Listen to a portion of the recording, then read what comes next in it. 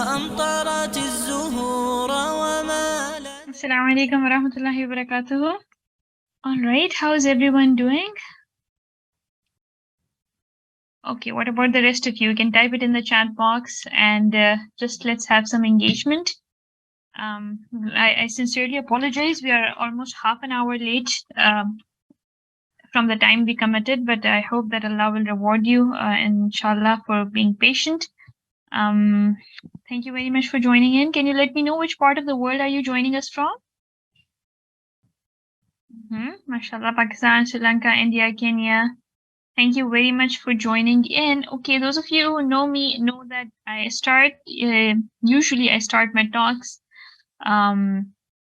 with a small exercise. And the exercise is that we're going to be discussing about what is that we are grateful for. Anything that you'd like to share that you're celebrating today, that you want to present your gratitude to Allah today. Anything, something as simple as you had your meal, breakfast, or something, anything that you'd like to share. Yes, please let me know. So we're doing this little gratitude exercise.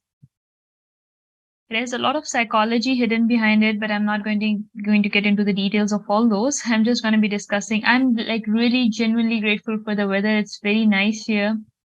Okay, Sheba got married, mashallah. Oh, your husband is so good. Allahumma barik. Allah subhanahu wa ta'ala grant you a very happy and peaceful life together. Help when completely unexpected but really needed. Alhamdulillah, alhamdulillah, that was so beautiful. Being a Muslim, health, safety, Islam. Tell me more about it. What else?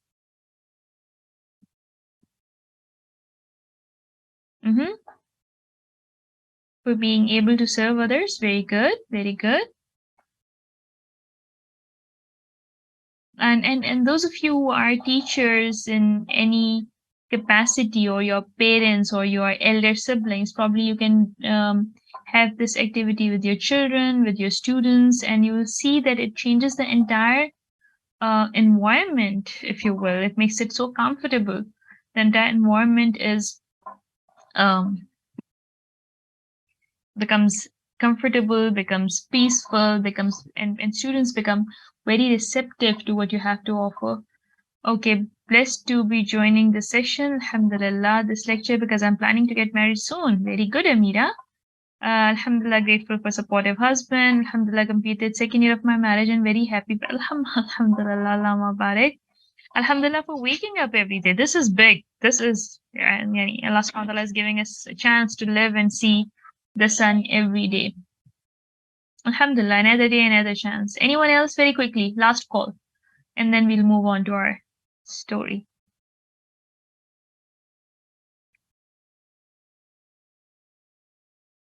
Okay, mashallah, husband and I.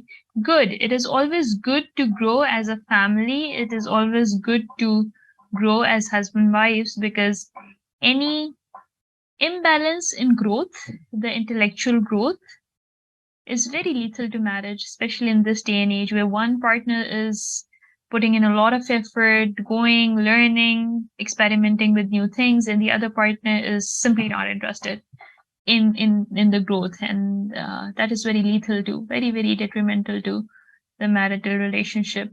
My husband, alhamdulillah for lovely kids, alhamdulillah for being married for 22 years, mashallah, Allahumma barik. I should be having you on board someday, sir, to learn from your experiences, inshallah.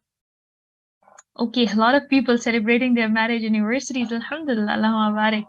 Congratulations, Sabiha. May Allah subhanahu wa ta'ala grant you a very easy and peaceful life. Anyone else? Okay, that was my last call. Okay, I just recalled. Let's begin, inshallah. We have a story of Ahmad and Sarah, and how to navigate through premarital challenges. We're assuming that the marriage proposals that Sarah has to filter, Ahmad is one of them, and we'll see what qualities does Ahmad have, which will allow Sarah to go ahead with that. Let's assume that they are the students of medical college. So Ahmad and Sarah, they're studying in the same class in the same medical school. And Ahmad develops a liking for Sarah.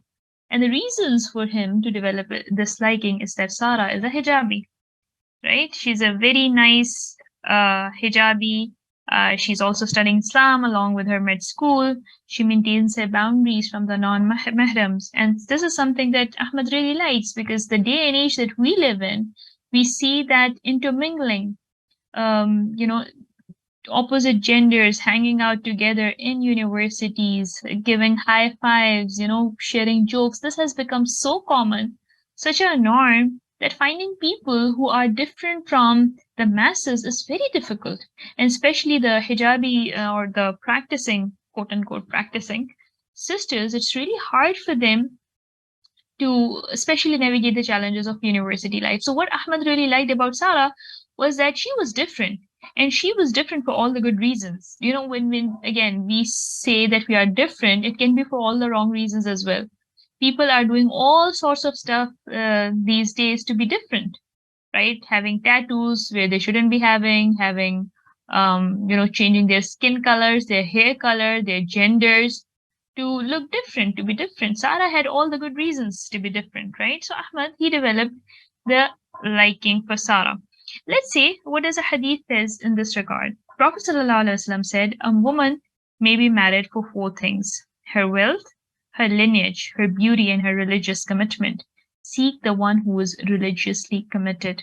So, men, they marry women for four major reasons. Either they like their beauty, or they are attracted to their wealth, or they are coming from a very strong family background, or their religious commitment. Prophet ﷺ said that seek the one who is religiously committed. And I remember one of the scholars once gave a very beautiful example to elaborate this hadith. And he said, and I'll try to, with my very poor artistic skill, try to draw it on the screen, right? So he said, give a 0 to wealth, give another 0 to lineage, and give another 0 to beauty, right? And give a 1 to the religious commitment, right? Now, if you have the religious commitment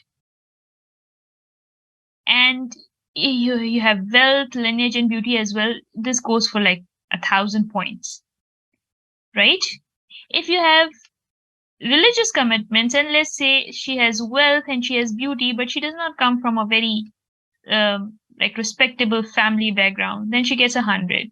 If she has religious commitment plus wealth, she's not beautiful, she doesn't come from a family background, she has a 10. But and if she has none of these three and she just has religious commitment, she has at least 1 score. But if she does not have religious commitment, all these together, these 3 zeros do not make any difference, right? If she does not have religious commitment, what are you going to make of those zeros? What is the value of 0? Anyone? Let's talk, please. Let's keep it interactive. I shouldn't be talking to my laptop. Is there any value of wealth, lineage, and beauty if she does not have religious commitment? No. And how many of us do really see religious commitment in this day and age? How many of us?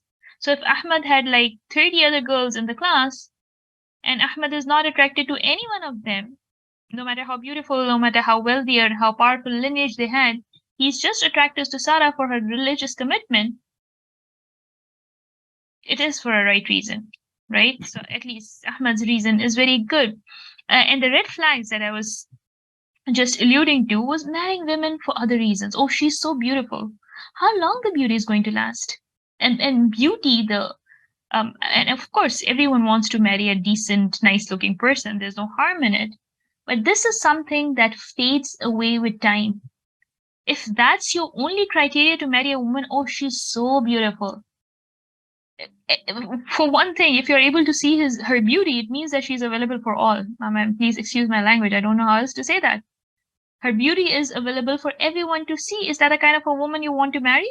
That one who is unable to hide her appearance, if you will? Marrying women for other reasons. So beauty is something that fades with time. So 10 years from now, if she gains weight, what are you going to do? Right? 15 years from now, if she's going to have wrinkles, what are you going to do?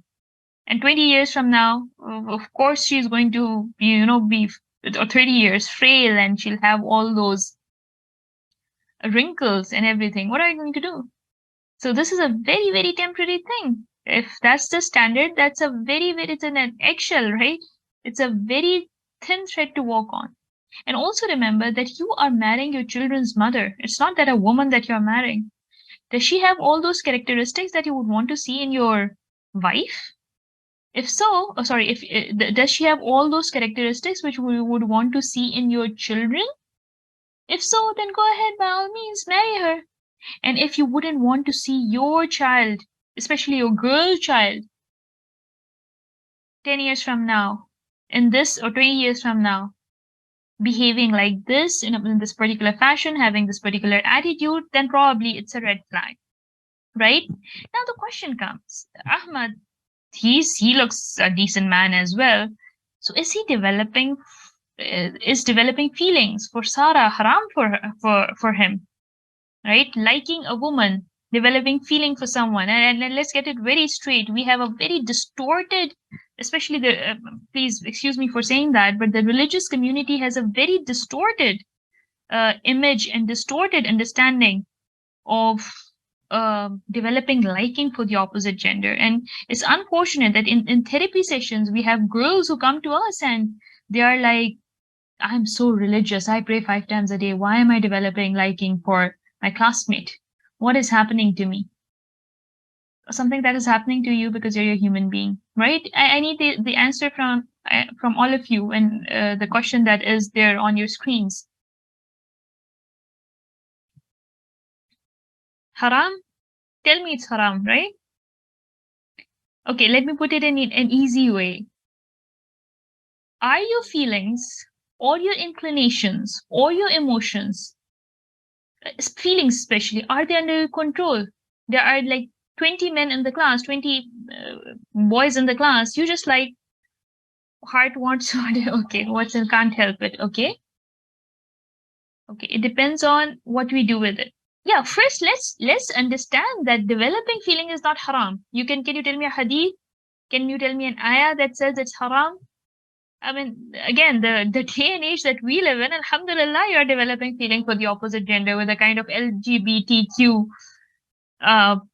popping up, and in the sports modern world, the way it is hijacking our identity, our gender identity especially, it is good that you're developing feeling for the opposite gender, right? No, but my question has not gone to that extent. I've just asked a simple question: is developing feeling for the opposite gender haram? I'm not asking about acting upon them, right? Not haram. Let's get this clear first. So feelings, they are not in our control. And take the example of Yusuf alayhi salam. He said that if I had not seen the burhan of my Rabb, I would have probably, God forbid, slipped, right?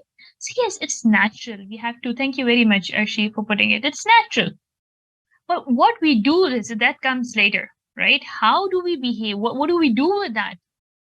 That's problematic. That can be problematic, not necessarily problematic. Now the question comes, what would Ahmad do? Ahmad doesn't know Sarah's father, right? Ahmad doesn't know Sarah's family. Tries finding about them, but he fails, right? So now, see, the first thing that Ahmad tried doing is to find about Sarah's family. Not that he, directly went and told her in front of like masses, bent on his knees, having flower bouquet in his hand and telling her that I love you. No, he didn't do that. What did he do? He tried finding the family. So naturally, Ahmad did not act out his feelings, or his behavior was not such that what falls into the haram category, right? So he didn't approach her, didn't send bouquet, didn't wish her Valentine's Day, whatever. Tried to find it, but he failed.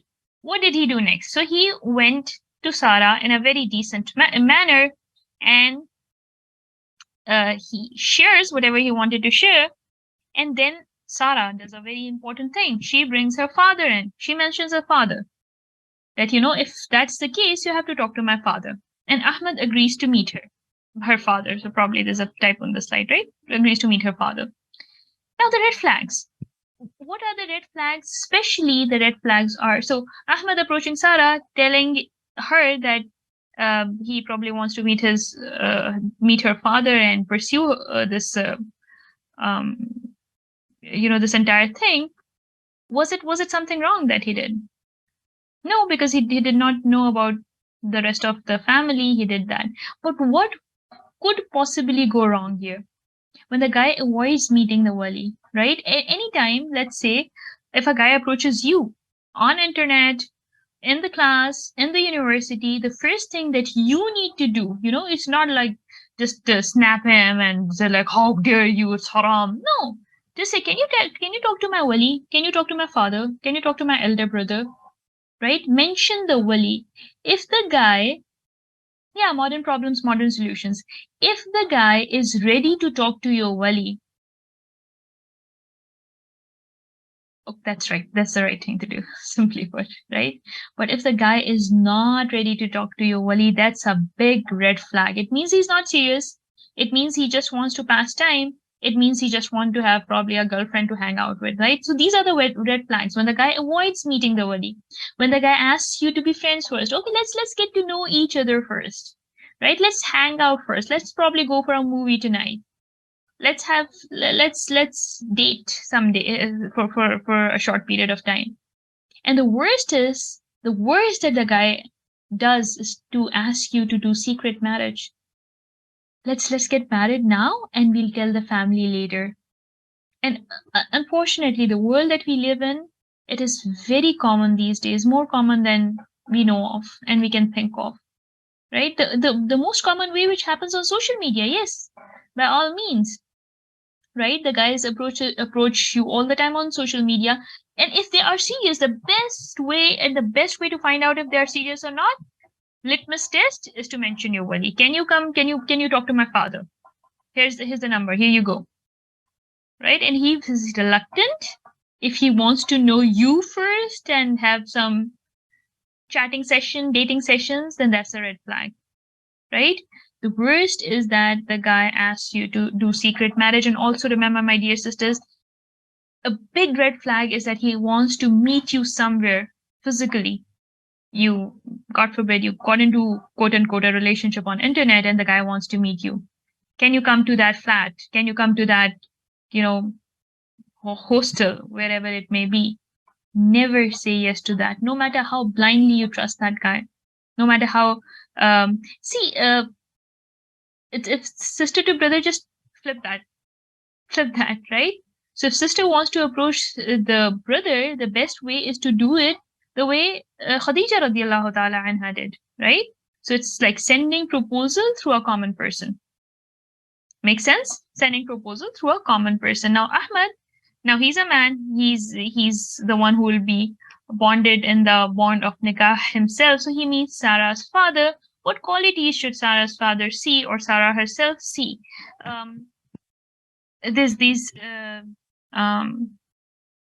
These are not necessarily in the order of priority, but just a few qualities that you need to see. The first is trustworthiness, right? And said one of them, the two sisters whom Musa alayhi salam helped, and they said that, "Oh, my father, hire him. Verily, the best of men for you to hire is the strong, the trustworthy," right?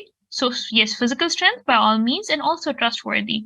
Then there are hadiths that allude to the fact that if a man of character and religion comes to you, then do not turn down his proposal.